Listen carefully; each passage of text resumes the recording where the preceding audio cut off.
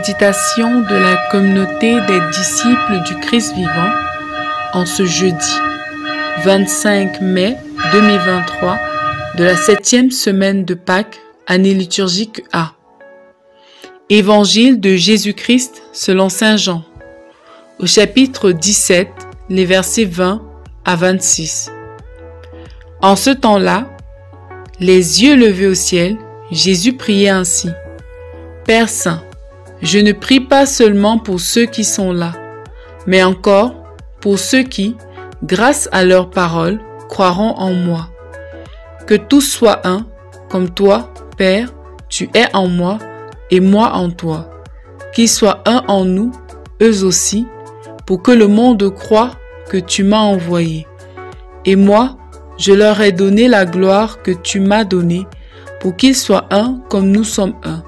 Moi en eux et toi en moi, qu'ils deviennent ainsi parfaitement un, afin que le monde sache que tu m'as envoyé et que tu les as aimés comme tu m'as aimé. Père, ceux que tu m'as donnés, je veux que là où je suis, ils soient eux aussi avec moi, et qu'ils contemplent ma gloire, celle que tu m'as donnée, parce que tu m'as aimé avant la fondation du monde. Père juste, le monde ne t'a pas connu, mais moi, je t'ai connu, et ceux-ci ont reconnu que tu m'as envoyé. Je leur ai fait connaître ton nom, et je le ferai connaître, pour que l'amour dont tu m'as aimé soit en eux, et que moi aussi, je sois en eux. Acclamons la parole de Dieu. Sans vrai amour et sans Dieu, tout effort d'unité est vain. Bien-aimé du Seigneur, dans sa prière sacerdotale, le Christ intercède pour l'unité de tous ceux qui croient en lui et même ceux qui croiront en lui. Il souhaite que tous ceux qu'il aime soient unis à lui et soient là où il est pour que lui aussi soit en eux. L'unité de tous les amis du Christ devra alors montrer au monde que le Christ est le Fils de Dieu, la manifestation de son amour divin. Jésus fonde ainsi l'unité des hommes sur lui. En effet, il nous enseigne le vrai sens de l'unité. Non seulement, il nous montre que notre unité doit être teintée d'un amour vrai, mais aussi elle devrait être fondée sur lui qui est la source véritable de l'amour. Si dans les multiples efforts que nous faisons au quotidien pour construire l'unité dans nos familles, dans nos régions et dans nos pays, il n'y a pas l'amour, cela ne vaut pas grand-chose. L'amour consiste à considérer les autres et à vouloir qu'ils soient là où nous sommes, jouissant du même bonheur.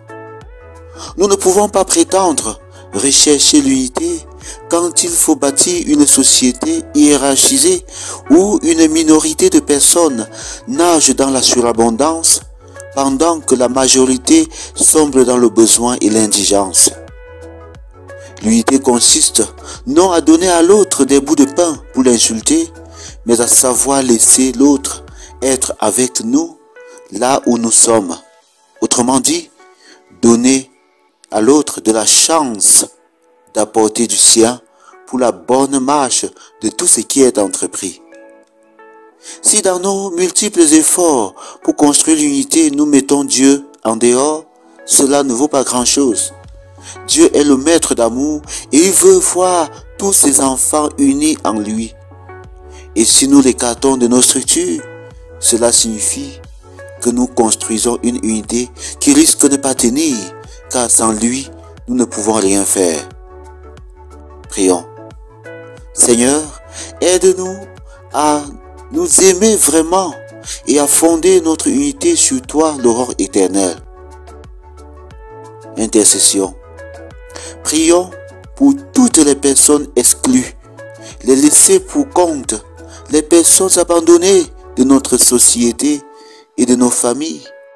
Que l'Esprit Saint qui vient à Pentecôte rallume en eux la flamme d'amour et l'espoir d'être considérés un jour. Marie, Mère de l'humanité, intercède pour nous. Exercice spirituel. Regardez autour de moi et fais l'effort de ramener ceux qui sont exclus de ma famille ou de mon groupe, afin qu'ils soient aussi là où je suis. Amen.